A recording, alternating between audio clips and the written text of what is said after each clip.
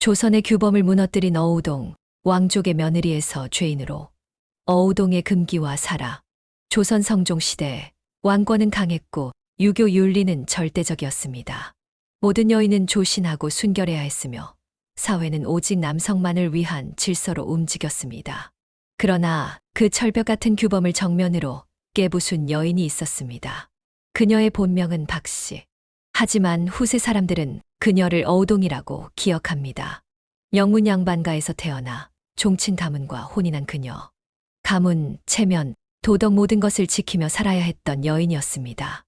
그러나 남편에게 버림받고 사회로부터 배척당한 순간 어우동은 조선의 금기를 넘어 사랑과 자유를 향해 걷기 시작합니다. 남성만 누리던 연애의 자유, 신분을 초월한 인간적인 욕망, 그리고 그 대가로 감당해야 했던 비극적 최후. 어우동은 시대를 거슬렀고 조선을 흔들었습니다. 그녀의 뜨겁고도 처절했던 인생은 오늘날까지도 억압과 저항의 상징으로 남아 있습니다. 사랑이 죄가 되고 자유가 죄가 되었던 시대.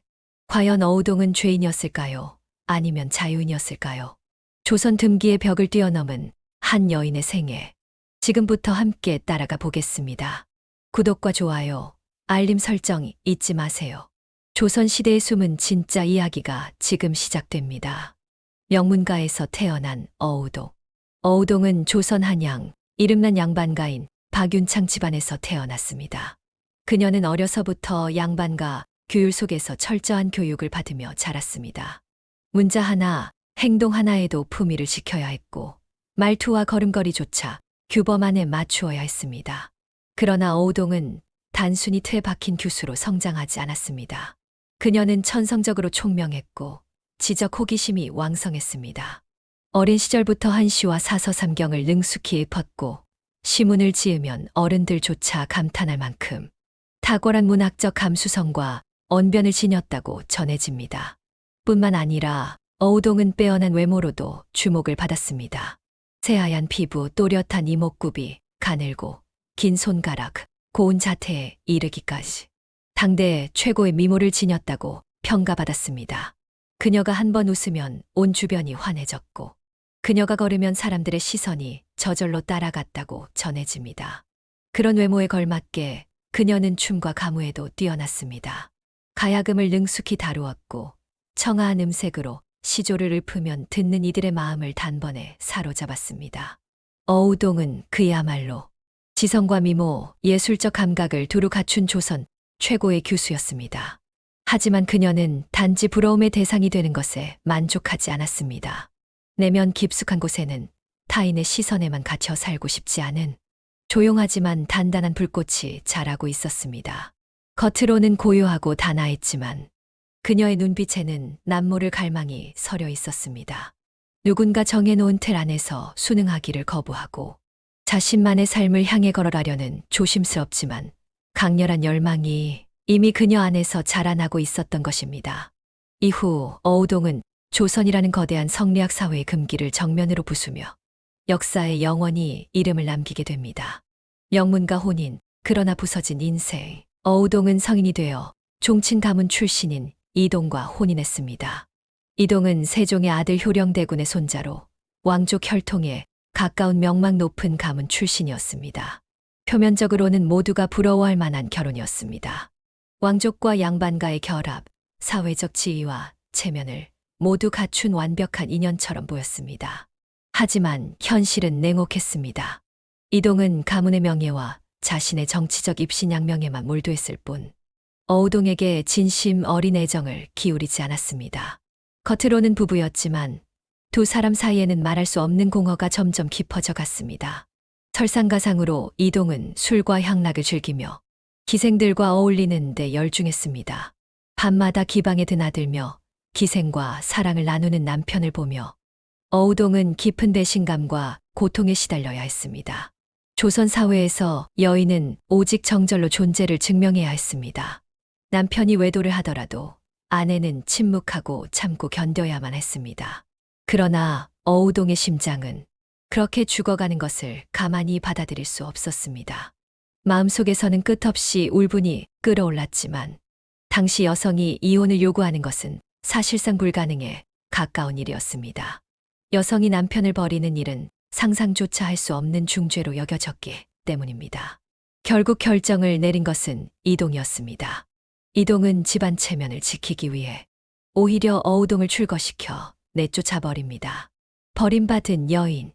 남편에게서 쫓겨난 여인은 조선 사회에서 더 이상 존중받을 수 없었습니다. 출거당한 순간 어우동은 명문가 출신이라는 자존심도 여성으로서의 최소한의 체면도 모두 잃어버리게 됩니다. 그녀는 이름 없는 사람이 되었고 오직 한 개인으로서 홀로 세상과 마주서야 했습니다. 하지만 어우동은 꺾이지 않았습니다. 그녀의 심장 속에는 아직 누구의 통제도 받지 않는 뜨거운 불꽃이 타오르고 있었습니다. 자유를 향한 위험한 발걸음. 이혼당한 여성에게 남겨진 삶은 참혹했습니다. 남편에게 버림받은 여인은 조선 사회에서 더 이상 존중받을 수 없는 존재였습니다.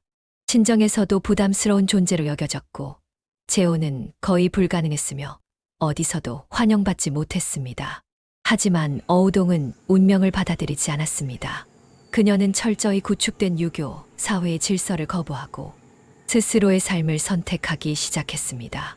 타인이 정해준 틀 안에서 숨죽이며 살기를 거부했습니다. 어우동은 다양한 신분의 남성들과 교류하기 시작했습니다.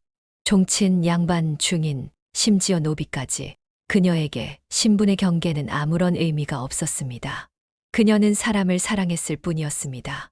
사랑을 나누는 데 있어 신분도 체면도 조선의 윤리도 그녀를 멈출 수 없었습니다. 어우동이 교류했던 남성들은 모두 기록에 남아 있습니다.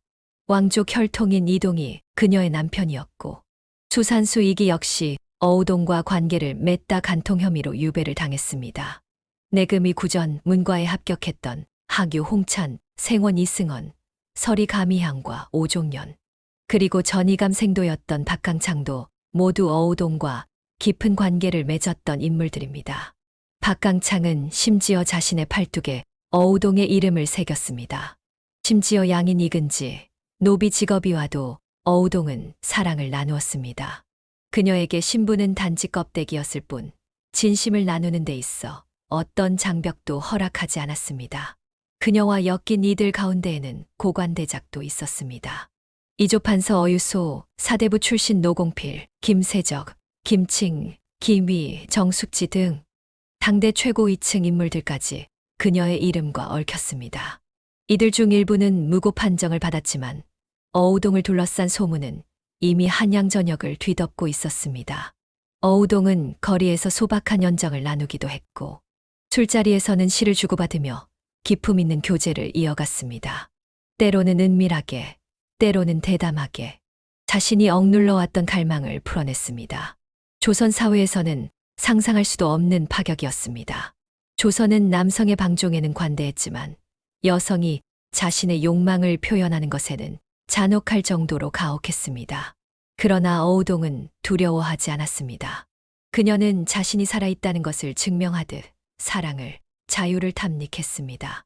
그녀의 이름은 삽시간에 온 한양을 휩쓸었습니다. 양반가의 규수였던 여인이, 왕족의 며느리였던 여인이 노비와 사랑을 나눴다는 소문은 사람들에게 충격을 넘어 공포와 경멸을 불러일으켰습니다. 어우동은 조선의 도덕을 무너뜨린 여인이자 사회 전체가 반드시 응징해야 할 대상으로 낙인 찍히게 되었습니다.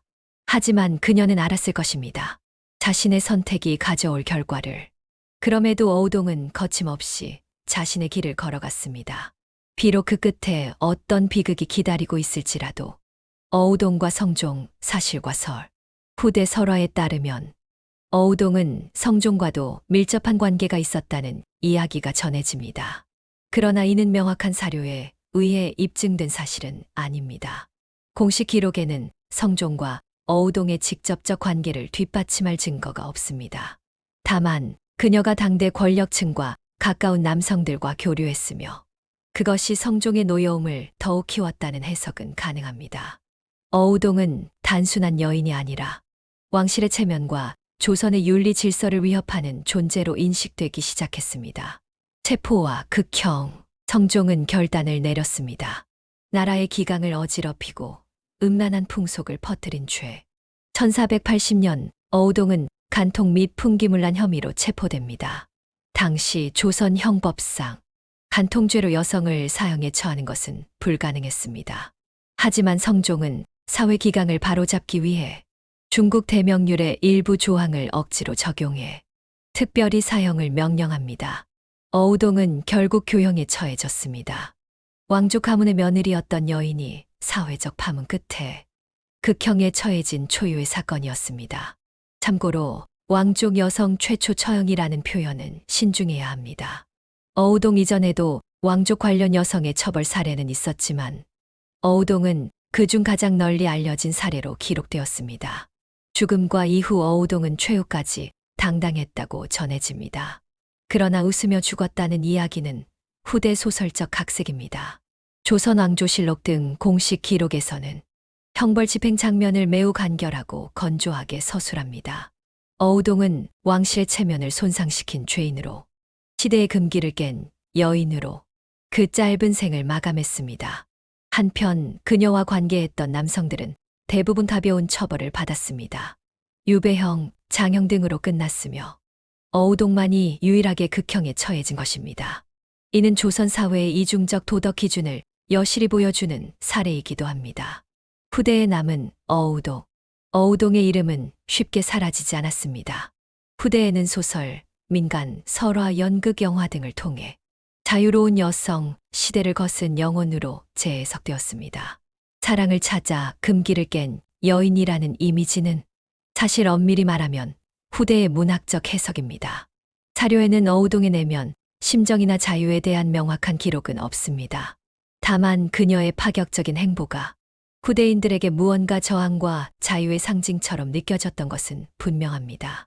어우동 그녀는 조선 사회의 차가운 규범 속에서 단 하나의 불꽃처럼 타올랐던 존재였습니다. 영문과 규범을 거부하고 사랑을 찾아 욕망을 따라 끝내 죽음에 이른 여인. 우리는 지금도 질문하게 됩니다. 과연 어우동은 죄인이었을까? 아니면 시대를 앞서간 자유인이었을까? 조선에 숨겨진 진짜 이야기. 앞으로도 계속 전해드리겠습니다. 구독과 좋아요, 알림 설정도 잊지 마세요. 감사합니다.